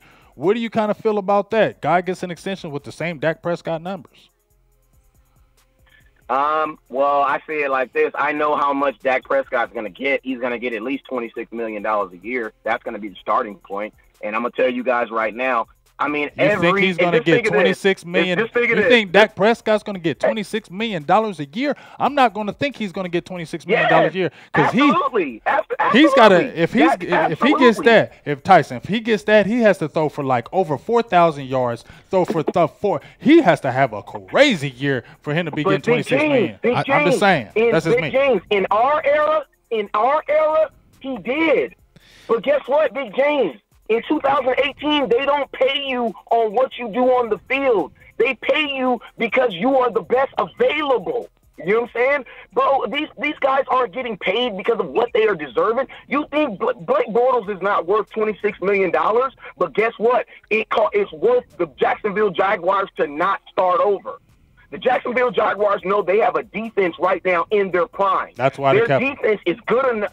Their defense is good enough to erase mistakes. That's the difference, Brad. Our defense is not good enough. Our defense is good enough to create mistakes, but our defense is not good enough to erase mistakes. That means our defense is good enough to make the other offensive team throw an interception or fumble the ball, but we are not good enough for our own offense to fumble the ball and our defense go out there and purposely get the ball back. Walk up to Des Bryant and say, here goes the ball back. Hey, don't fumble it again. We can't do that. Now, here's what you say. I can totally agree with that. Like, I can totally agree with that. Now, I can spin off and say the reason why you say that, and I agree with that, but that's where the coaching comes into play, and that's why we are still where we are now and not going to the next level, because just like you said, we don't take that next level because we have the defense that can stop it, but we don't have the defense that can say, hey, we're going to get on the field and get you off the field and get our offense the ball, and we're going to come in and score a touchdown. That's what we don't have, because I don't feel like the coaching as well puts us in those positions to get that, because when you're playing in the playoffs, that coaching comes into play. I don't care what anybody tells me. You can have the players. The players have to play. They do. They're on the field. They make the mistakes. The coach didn't make the mistake when Tyreek Hill caught the pass in the middle in the before halftime and 6 freaking guys missed the tackle. That ain't Jason Garrett's fault. So I can't blame you on that. But what I can say is if you're not mentally in the game, I feel like the coach needs to say that and keep you mentally in the game. Jumping over here to our YouTube comments. Hang on. G, can I make a oh, go ahead. I just want to people are commenting on what you guys are talking about over here on our YouTube live feed. A Game Changer saying $26 million. He disagrees with you on that one. He says he's going to have to put up Drew Brees type numbers. Yeah. Fred Woods says hell no. Ain't nobody. Game Changer said our defense was number 8 and carried us most games. And then Fred followed that up with saying Dak's not the feature guy on offense, so he's not going to get more than $18 million a season. I don't think he's going to get that big money list like what Game Changer says. Like I said to you, Tyson, he has to play an all-world. I know what you're saying about because the quarterbacks out there, they're going to overpay. I get what you're saying, just like with Kirk Cousins, those guys. But there are certain measures where you're looking at Dak Prescott being that fourth, because they'll still keep looking at that 4th-round pick. They'll keep still looking at that. And right now, Zeke is the most important piece on that team, not Dak Prescott. Zeke is. He just is. Okay, now I want to go back on one point. One real quick. The Jacksonville Jaguars situation is different. You want me to tell you why it's different? Because is Eli Manning a good quarterback to you? Nah, he's okay. Just yes or no? He's okay. Now, guess what? Tom Coughlin is in the management squad of the Jacksonville Jaguars, and you know what he's saying to the owner? Look, bro, I won 2 Super Bowls with a bad quarterback. Mm-hmm. Don't trip. Mm-hmm. Don't trip. Mm-hmm. Sign him. Mm-hmm. But one thing I didn't do is I didn't switch my quarterback. Mm-hmm. You know what I'm saying? Mm-hmm. We can get better around him. Mm-hmm. You know what I'm saying? Well, so I think that's more Tom Coughlin. Yeah, and if it ain't broke, don't fix it. Now this is what I say. This is what I say to Dak Prescott as far as his salary. We are realists. When we say we are realistic, we're saying Dak Prescott has to do this to get that money. No, he does not, man. You got to think like this. NFL draft picks get paid before they play a down in the NFL because you are paying them off the assumption of what they're going to do. Now, my thing is this. On a bigger scale, everybody keeps on talking about Dak Prescott. If the Cowboys are not set on Dak Prescott, we will know this preseason. Because if the Cowboys aren't set, you would assume you would see more Cooper Rush this preseason. Because My thing is this. You can't bring in everybody wants to bring in these experienced, and Ezekiel Elliott is your experienced running back. There's no reason to bring in an experienced running back. Dak Prescott is your experienced quarterback. He's 3 years into his career. The Cowboys are not going to be set on Dak Prescott. We need to see Cooper Rush. Period. Hey, I don't mind. And we'll see that this preseason. I don't mind seeing Cooper Rush at the end of the day because I've said it before, and I think me and G have talked about this numerous times. When you look at the biggest college programs out there, Ohio State Buckeyes, Alabama, those guys, every single year you have one of the best running backs coming in and he breaks a freshman record. But guess what? They recruit somebody and he's the best. He was the best his senior year, and he's coming in and he's coming after you to be the best. And guess what? You, as the guy who was the #1 man, have to work even harder to keep your job, or this dude is going to take your job. And the problem with me and you have talked about in our private conversations is that the problem with Dallas Cowboys is we coddle our stars. We get the stars, then we don't want to get anybody to hurt their feelings and with competition, and we just let them run. And then what happens is one of them gets hurt, and we don't have any depth or a star-type player to back them up, and we fall the hell off because we don't have adequate, good, strong backups who could start for anybody else. I think I agree with you on that. Aside from the defense, especially on the offensive side, we don't draft people who will be a threat to the top position. And that's probably why we have not discussed – you know how other teams, like, they'll draft guys late like Antonio Brown or even Martavis Bryant, and they'll just come up with a gem. Like, we don't get guys that could end up being at that level. Yeah, we don't, because we're scared. We don't want to hurt our other players' feelings. So we just, like Jason Witten, no, let's not get a tight end. We'll get a tight end who's okay. We don't get a tight end that's going to really threaten him. You know what I'm saying? It's like we get those guys that, okay, well, you'll be okay behind them. No, we need to get somebody that's pushing every one of our players to know that if you get hurt, we don't fall off the train. And guess what? You're going to have to bust your tail to come back, and that's just the way it is. It happens in sports. Basketball, hockey, baseball. If you get hurt and somebody else is better than you, you might not get your spot back, and that's just the truth. And that's true, and I agree with that. But at the same point, you know what you're going to have? You're going to have a Martellus Bennett situation on your hands, where you're going to be drafting great guys into the NFL just so when they come up for a re-sign, they go somewhere else. Well, that's what you're going to do. I mean, but you know what? They're going to use the Dallas Cowboys to get into the NFL so that they can play for us, because we're going to train them up, get them good for about 2-3 years. And then guess what? Because we have Jason Witten. If we drafted a tight end 3 years ago to challenge Jason Witten, you know what would be happening? He'd be signing with another team this year. Okay, but check this out. Because the Cowboys are not going to pay him that money. Okay, but check this out, though, Tyson. You say that, but the reason why Bill Belichick is so good is because what you say is that, like, they draft those players, and when they get year 2 or 3 in their contract and he sees they're coming in that 4th and 5th year, he trades those guys because he knows, okay, we might just lose this guy and we might just got him really good. He might go to somebody else. So that's why – but you got to remember, he does that with quarterbacks. He does that with He doesn't do that just with quarterbacks. He does that with linebackers. He does that with cornerbacks, safeties. He will do that with any player that he can get anything back for. He doesn't do that just with quarterbacks. He did it with Chandler Jones. He did it with the other linebacker. I can't remember, that went to Cleveland. That was a dog too. They were both dogs. He traded them before their contracts were up, and they still went to the Super Bowl and won. Let me check into the Facebook Live comments real quick. I want to welcome in Alex Wolber, new watcher. Ron Smith got him in there for us. Thanks, Ron. We appreciate you. Alex. Ron is all over it. He's jumping back and forth. Ron. YouTube, Facebook. He's all over the place. I feel you, Ron. I've seen him on Instagram, Twitter. Ron's the man. Salt Lake City, Utah, representing.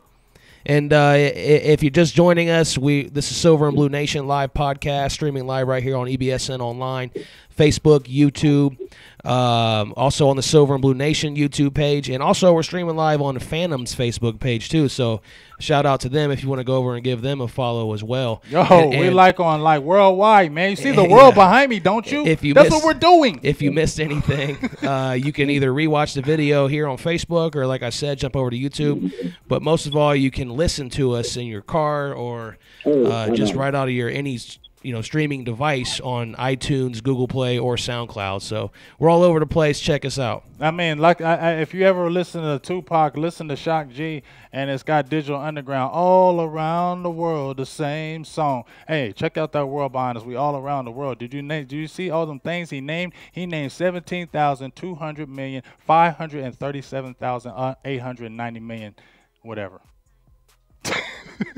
That's a lot of places we're at. We're a lot of places. I'm saying numbers you don't even know. Are you still there, Tyson? Is Tyson still there? I'm here. Okay. I'm here. All right. What's up, dog? All right. So are we still going strong, G? We about to wrap it up. We still going strong. Talk to me, big dog. What we looking like, man? Oh, I can't hear you. Your thing went out.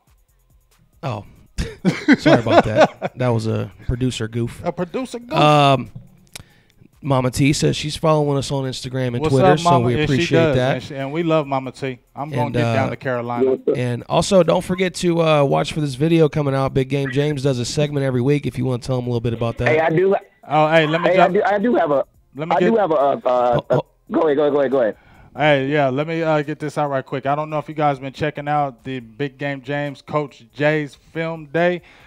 Did two people that I like to get drafted by us, Tremaine Edmonds from Virginia Tech and Will Hernandez. They're real funny. They're good, and it's about players that we really could look at. Players that you like. Players that I like, not players that you like. Players that I like. Coach Jay's Film Day. Coach Jay's Film Day. Check out the new edition. It's coming out tonight. You're going to like this third-round player. He's a gem. He's a sleeper, but he's climbing up the boards. You're going to like this kid. Make sure after you watch this video, go check him out on YouTube, whatever. This kid is going to be a steal. Watch it out. Coach Jay's Film Day. Whew. Now, what was you saying, Tyson, big dog? Oh, yeah. Since we doing commercials, god dang me, I can tell you too. Make sure y'all tune in. Dallas Cowboys Scouting, Can't Sleep Cowboys. Y'all already know we doing some late night creep. So whatever y'all watching after 10 p.m., put it down and come watch and let's talk about these goddamn Cowboys. And I promise you, we will have on khaki.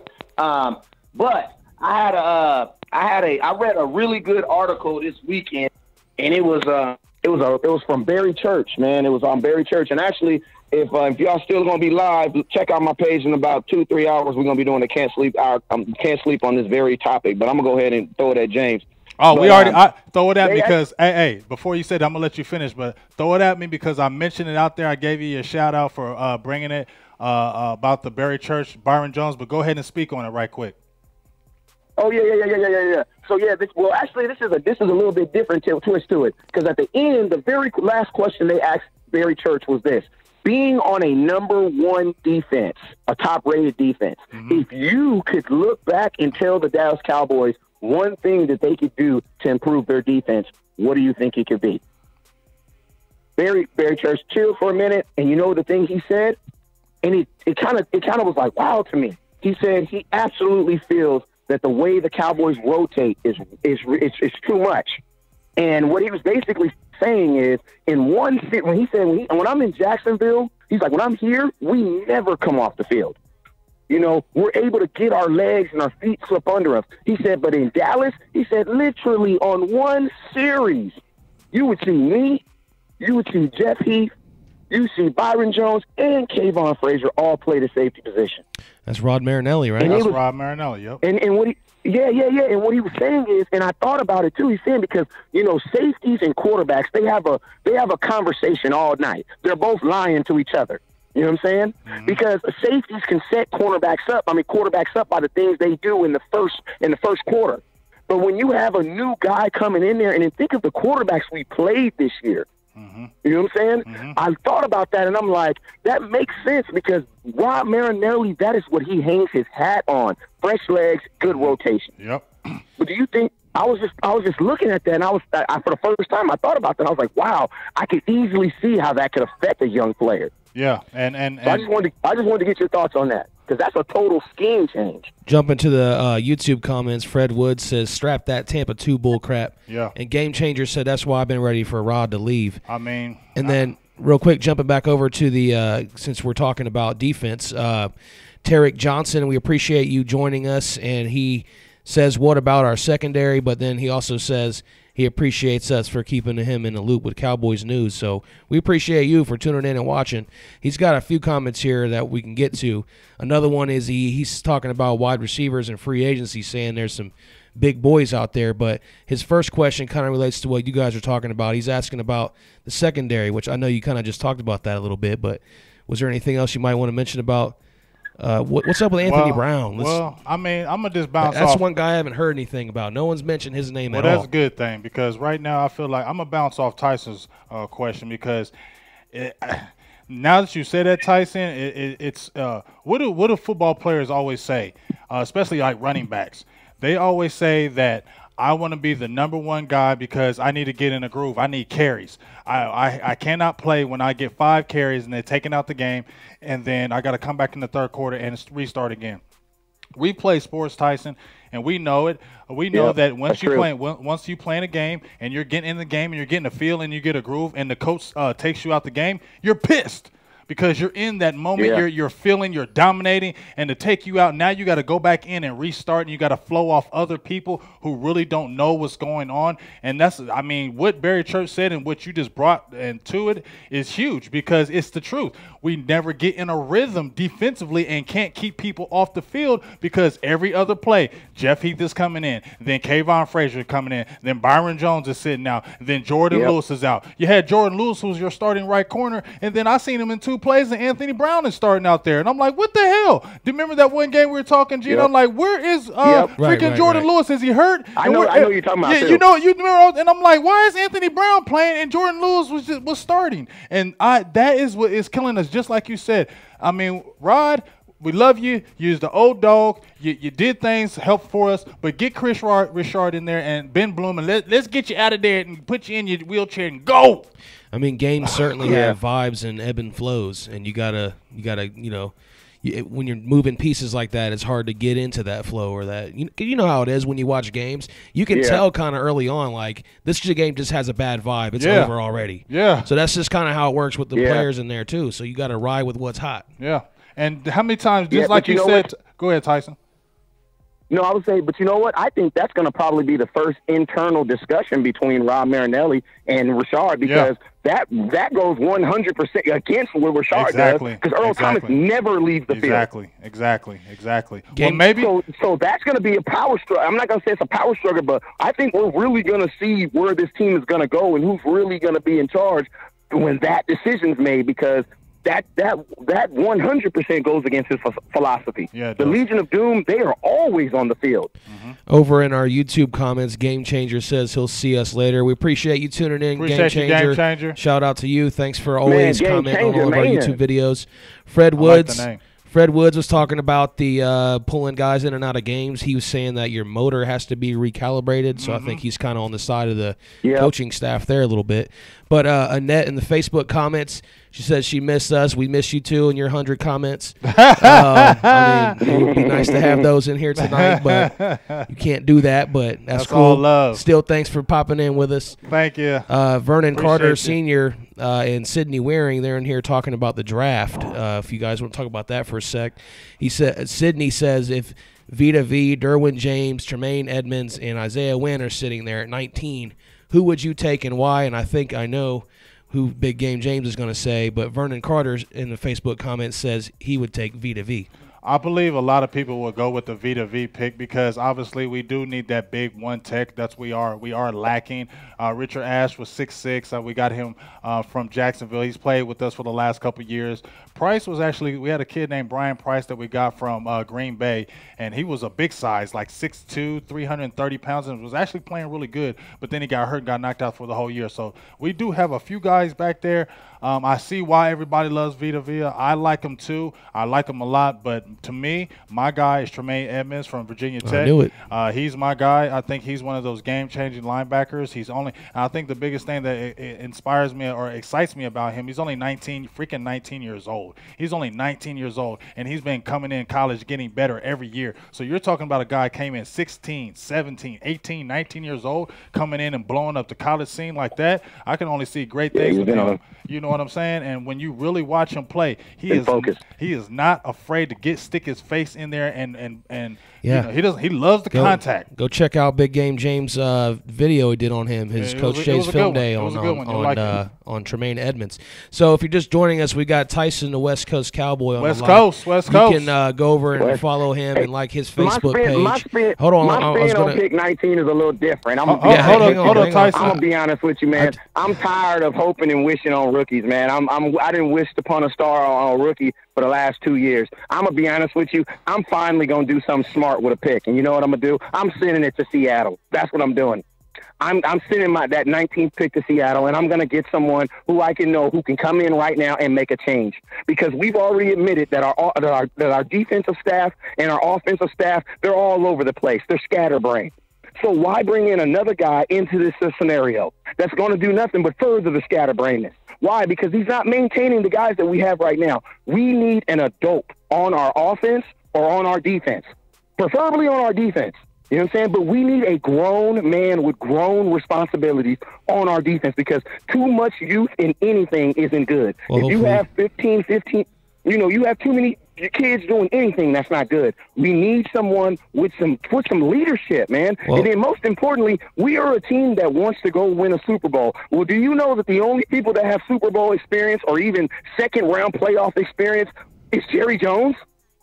Jerry Jones has more Jason Witten playoff experience than everyone on our team that wears a star. Well, so let's bring in someone on our team who has been there and knows what it takes. That's what I'm saying. And I'm not saying throwing Byron Jones, but if Byron Jones want to go, I have no problem with it. Did you answer that question, though? Because I was trying to pose that to you, but you cut me off. I know. I get on the road. Hey, G, you know how I get. I'm sorry. Yeah, we know. The question was from Sidney Waring. He was asking about if you had the pick at 19 and there was Vita V, Derwin James, Tremaine Edmonds, or Isaiah Wynn, who would you take? Out of those four, who would you take? Me? I'm going to be honest with you. I'm so sold on linebacker right now because I think, the linebacker play isn't the best. I mean, for us right now, and not even that it's not at the best, it's not consistent. So I'm going to have to, I think the second guy that you named was the linebacker. I'm rolling with him. I like Vita Vea, but James. players that everybody like, they tend to go in top 10. I don't know why that is. I think we should just stop saying Vita Vea so that people would not even want to draft him. Because we wished upon a star for someone last year, and he was gone. Like all 5 people we wanted last year. Not saying we didn't want Taco was not our first pick, but we were just saying there was other people we wanted before him. Terry Johnson. I don't think if Vita Vea's there, it's because he got caught smoking weed. That's the only reason why I think he's at 19. Tarek Johnson over in the Facebook live feed, he says Tyson's a fireball. He is. He'd be spitting like a Mac 10. You'd be trying to say something. Hey, but that's why I need producer. Hey, that's why producer G's the best in the business, because he keep it all together. Big James is a fireball too. He's just been on air a little bit longer than me. I'm trying to get there. I'm mellow though. He said I'm the mellow fellow though. I'm the fellow mellow. Hey, Fred Woods over in the YouTube comments. He wanted to clear that up. What he said about your motor having to be recalibrated. He said it's a detriment to have to keep turning your engine on and off. He said that's why those guys keep cramping and pulling their hammies. Yeah, I can. And then injuries. Think about injuries. That's what he just said. He said that's where you can get the hamstring injuries. But just like, I mean, if you play sports, I play sports, so everything that Barry Church said is the truth. When you go out on the field as a player, especially if you feel like you're a player that are one of the top players on the team, you should never be coming out off the field, no matter what. That's what you do. You are the man. They pay you like the man. They drafted you to be the man. So as the man, you should not be coming off. And I mean, let's think about it. We do the same thing with Ezekiel Elliott. We don't just do it with the defense. Ezekiel Elliott. How many times have we seen when Ezekiel Elliott gets in a freaking groove? Next thing you know, you see freaking Alfred Morris on there, and I'm like, okay, Zeke just got 5, 8, 10, 12, 13. Now he's going on the bench, and you got Alfred Morris in the game. That is dumb. Right. Keep in the second quarter. I wanted to before we get out of here, because we're getting short on time, we're going to wrap this up soon. Tarek Johnson over in the Facebook Live comment says, and you might want to hit on this before we get out, he says, we need to get rid of Jason Garrett. Help me with this. If Jason was there when we were winning, where's the winning ways? I like I told everybody before, I'll go back to the Philadelphia game when we was back home. When I was back home in Texas, you was back there. I will go back to it. All you got to do is look through our shows and go back to that, and we will tell you what the source is. That was a great show. We will tell you what the source. It's a culture. People are like, how are you saying it's a culture? It's a damn culture. That's when my eyes really opened up. It is a culture, and people say there's not such thing as cultures. Yes, there is.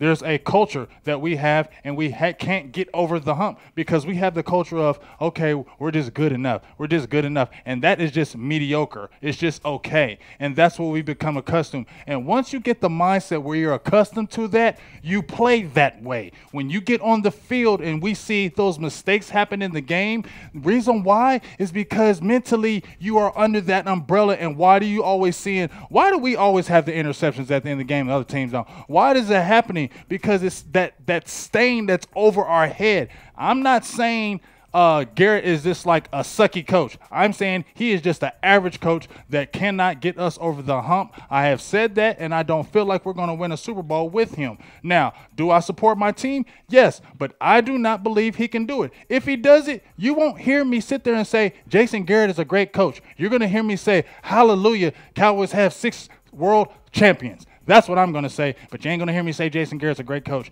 You're not going to hear me say it out my mouth. You're not. All right, you're not. Tyson, I got one for you. Jason Garrett isn't a great coach, but I'll tell you like this. The reason why Jason Garrett was a great coach in 2013 because there was no moments where he had to make great coaches' decisions. You know what I'm saying? That's the only really – because, like, you got to think like this, man. Think of coaches as Phil Jackson. Bro, coaches sit on the sideline and they do nothing until when? Until a coaching decision comes. You know what I'm saying? Mm-hmm. Jason Garrett is a great coach when everything is going along, and it's just to the degree of where he's at. You know, if you're down 7 to 9, and you trying to get to the playoffs, or that's not where Jason Garrett. He's not a motivator. He's not that guy that can, when you're down in your pits, can revive you. Exactly. You got to think like this. Jason Garrett was never I just look in his own personal life, and I even tell people right now. I don't even want a coach. I don't even have to have a coach that's won a bunch of Super Bowls. I just want a coach who has had adversity and has overcome it. That's it. Hey, I could argue. I could argue that he does pull you out of those pits because he gets you in them and then gets you out. Well, he puts you in the pit and gets you out. That's the pattern. Yeah. Well, exactly. Well, here's my biggest issue where I'm worried about 2018. We're getting excited about 2018. We're seeing the draft, but don't say that. Okay, I'm be quiet. I'm be quiet because you don't want me to say the trend. You don't want me to say the damn trend. You don't want me to say the damn trend then. All right, well, how about this? I got a question for you, Tyson, and this is about your guy from Fred Woods in our YouTube comment section. He says we should take Derwin James. He said you can do so much with him. He says personally he would transition Kayvon Frazier to a weak side and then put Derwin at safety. What do you think about Kayvon Frazier going to maybe a linebacker position? Hell no, he's too small. No. Kayvon Frazier is just coming into his groove at the safety position. Like I'm not with that. And then you got to think Kayvon's about to come up on a contract year almost technically. You know what I'm saying? I don't think he would even be okay. Well, this is third year. You know what I'm saying? But I don't even think he would be in his mind would be mentally okay with getting his whole entire position changed. Like I know it's not Madden. Like people still got to get over that thought of, dang, I'm not playing safety no more. I'm playing linebacker. Like Rod Smith. That's why Rod Smith was pretty much useless all last year because I would hear Brian Brodus, my good guy. Brian Brodus would say, man, I would hear conversation of Rod Smith talking about, I just got to get more carries. And Brian Brodus was like, bro, you're a fullback. That is not your job to get more carries. He won a couple games for us, really. Yeah, well, I mean, like that's not your question. So, like mentally, I'm not with Kayvon getting moved. I think he needs to stay at the safety position. I love Kayvon also, but I don't think he's ready to be a starter on the Dallas Cowboy defense.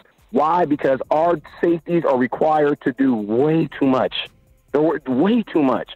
If we have somebody that can get pressure on the front, I think then we'll be able to do that. But right now, if you're going to be a safety on our team, like you really have to be a safety valve because I'm not going to cuss, but crap do be happening. You can cuss if you want. Like, it do be happening. Well, here's my thing about the safety position, and that's what I'm going to just keep going back to. I'm not going to keep pressing the Earl Thomas thing because I don't know if it's going to happen, so I don't like to live in a fantasy land. But if it could really happen, I feel like that's the game changer we need. Not just because Earl Thomas, but because of the leadership. I feel like even if we got a Darren James, he's a great safety. I mean, he is all world as far as athletic. He'll probably is one of the best athletes coming out in the draft. He has the size. He has all the measurables. What my thing is the mental. We need somebody who mentally can come in that safety spot and take over and take command of the whole secondary and run it. When we get that, our secondary will be dominant. It will be flat out dominant. But we don't have that. We tried to make Byron Jones that, and he is not that person because he does not have that alpha male role as far as getting those guys together. And that's why that experiment has not worked. Hey, and I'm gonna tell you something just to piggyback off that, James. And I know you're gonna know this 100%. But think about this: your boy Jordan Lewis was at his best when guess who was behind him? That boy Peppers, a 100% alpha dog. Mm-hmm. Mm-hmm. Mm-hmm. You know what I'm saying? Mm-hmm. And I'm not even a big Peppers fan, but I know for a fact when stuff goes wrong, your safety is the one that pulls everybody together and say, "Yo, they're coming at us. Mm-hmm. Get ready for it." Mm-hmm. Like that's one thing I liked about Jaleel Peppers. Not even of anything else. I love the fact that he is an alpha dog. You know what I'm saying? And we don't have that at any position on our defense. I think we're getting ready. He's the only real alpha dog we have on our team. We're getting ready to go ahead and wrap up the show here. And one more comment here from our Facebook live feed. Tarek Johnson, he says, "Is Tyson the guy that comes on Periscope riding in his car?" He said he's so funny to me. Yeah, that's me. Tyson said, "Yep, that's the one." I be stuck in that California traffic, man. Two phones. He's got two phones. California love. That's that California love. He's watching comments on one phone and his other one. And I'm gonna say it on live camera right now. I am currently trying to peer pressure Big James into coming to California for training camp. You ain't peer pressuring me. You ain't peer pressuring. You're not peer pressuring me. If he's not at training camp, it's because you don't want to be. Because he can be here. I'm going to be there. Hey. So you're not peer pressuring me. I'm already going to be in Cali for the training camp. It costs money, man. It costs money. That's why I'm stacking now. I'm doing overtime, and I don't want to be at this job talking to these idiots, and I got to do overtime to make the cash. Feel me? He's talking about his other job, by the way, not the show. Yeah, you know what I mean. In case you know, I got a lot of jobs, man. I'm announcing the game tomorrow. I need checks, man. I need checks. Big Game James is all over the place. Checks. Hey, Tyson, we appreciate you calling in and being with us for the show today. West Coast. Appreciate you, big dog. Make sure you go follow him on Facebook. Look down, stars are up. Peace. Hey, check out. Man. Hey, make sure you check out Tyson. He had at the West Coast Cowboy, but it's back now to Dallas Cowboy scouting. So make sure you check out my man, West Coast Cowboy, Tyson West Coast Cowboy on Dallas Cowboy scouting. Ronnie Wilson in the Facebook comments, he says Peppers played linebacker at Michigan, not safety. I think he was a little bit of everything. He played both. He did kick return. He did wide receiver or something too. Everything. So he was everything. But he got drafted, I believe, as a safety. Yeah, I mean he's a safety, not playing linebacker in the NFL. Any final thoughts? No, just a good show today. Good talk with Tyson. Had some good conversations. Cowboys football as usual. Yep. Make sure you check us out. Well, let me give a shout out to my guy Derek Kirby. Check him out at Dallas Prospect. They're like a collab with us with Silver&Blue Nation. Make sure you check him out. He's got a lot of good stuff with the Mavericks. Good movie reviews. It's not just sports. It's everything. So make sure you check out Dallas Prospect, Derek Kirby, and also Law Nation. We've been doing a collaboration on Wednesdays. Nation. Make sure you check out Law Nation. You know what he does and how he does it. And then good film breakdown. Yeah, good film breakdown. Great voice. You know how he does. And next week we will be at the Combine. Yeah, we'll be at the Combine next Friday. At the Indianapolis Combine, and we'll be there Friday. Saturday is maybe the door is looking like it can open, so we're looking to be there both days. If we can get footage and film inside there, you know we are. Hey, either way, we're going to see him up close and personal. Yeah, so we'll be able to give you not too many people will be seeing that. Yeah, not some y'all might be seeing. Y'all might be work. We're gonna be there live, and we'll get the expert view. I ain't gonna say expert, but my eyes are pretty good. I'm just saying. Don't forget to to watch for his video to drop, the Coach J's Film Day. If it doesn't come out tonight, it'll definitely be out by early tomorrow morning. So make sure you go subscribe to his page and turn on your notifications so you can see when those type of videos are posted. And I want to thank everybody who's tuned in tonight on our Facebook live feed, our YouTube feed, and everybody who sent our comments in. This was the first time we went live on our Silver and Blue Nation YouTube page, so we got a lot of good reaction here. Fred Woods, Buddy Johnson, Tyler, Game Changer, all you guys, Vondell, Tarek Johnson, everybody who tunes in every week, Teresa, Ron Smith, all you guys, Vernon Carter, we appreciate it. If you missed anything from the show, you can rewatch it right here on Facebook, or you can go over to the YouTube page and check that out as well. And even more importantly, you can have us stored every Silver and Blue Nation show all in one nice place right there on iTunes, Google Play, or SoundCloud. So we're everywhere. Check us out. No reason not to watch or listen. Yeah, man, you heard what he said. We're everywhere. SoundCloud, Google Play, iTunes. I mean, man, we're doing a lot of things. So if you can't see us live, just tap that in your little radio, whatever you got, because it's 2018. I don't know what people got plug nowadays. us right into the car. Plug us right into mostly the car. Mostly it's Bluetooth now. Yeah, mostly it's Bluetooth, and we're talking Cowboys football, maybe get a good laugh here and there. Just prepping us and getting ready for that draft, getting ready for all that good stuff. And then when the season comes, you definitely better be down with that Silver and Blue Nation, Big Game James, Dallas Prospect, all that, man. Yeah, I mean, a lot of exciting things happening. Big things coming up. And watch for something live, some kind of something coming out of the NFL Combine. This coming Friday, we're going to be seeing the offensive line and running backs for sure, and potentially the quarterbacks, receivers, and tight ends on Saturday. So we'll have something for you coming from the hotel there in Indianapolis. Yes. Oh, and one last thing, folks. If you're in the Dallas area, make sure you check out March 22nd in Plano, Texas, Mexico. I'm going to be down there with Derek Kirby from Dallas Prospect. Law Nation's going to be there. We're going to have a big forum. Drinks are going to be half price. It's going to be a big forum talking Cowboys. We're going to have Computer, who's an honorary member from 3-6 Mafia down there. He's also he does Cowboys games during the season on, I can't remember the radio station. I'll get you that.